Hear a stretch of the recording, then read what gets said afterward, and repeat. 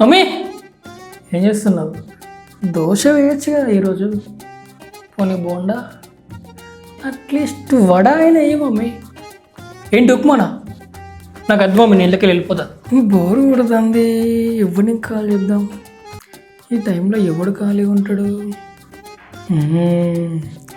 వినయ్ ఏం చేస్తున్నావు? వయసు పడిపోయిందంట కదా. మొత్తం చాటింగ్, మీటింగ్, వాట్సాప్లు, వీడియో కాల్, ఎంజాయ్ అంట, అంతేనా? ఏంటి డేట్ కూతున్నావా? మామ నేను కూడా వస్తాం, ప్లీజ్ నన్ను తీసుకుపోమా. అంకుల్ రండి కూర్చోండి, నా చైర్ తీసుకోండి, కూర్చోరా పడుకో. అంకుల్ మిమ్మల్ని ఫోన్. సరే అంకుల్, ఇంకేంటి చెప్పండి. మీ కూతురు ఎలా ఉంది? యూఎస్లో జాబ్ చేస్తుంది బాబు. సారీ అంకుల్, వేస్ట్ వీళ్ళంతా స్క్రాప్.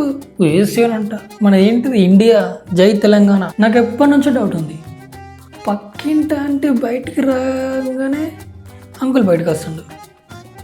ఏంటి వీళ్ళ మధ్య అండర్స్టాండింగ్ ఇలా ఉంది? అయినా మనకెందుకులే. చెప్పురా. ఏంటి మన క్లాస్ వచ్చేతో పెళ్ళా?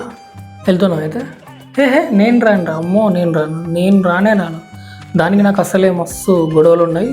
అది పెద్ద గయ్యాలరా బాబు, నేను అస్సలు రాను. అయినా దానికి ఎట్లా పెళ్ళి అవుతుందిరా?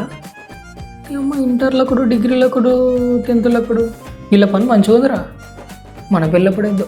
చెప్పి వినయ్, అరే మా కజిన్కి యూఎస్లో జాబ్ వచ్చిందిరా, నాతో అయితేలేదురా. మా ఇంట్లో ఘోరంగా చేసుకుంటారు నన్ను.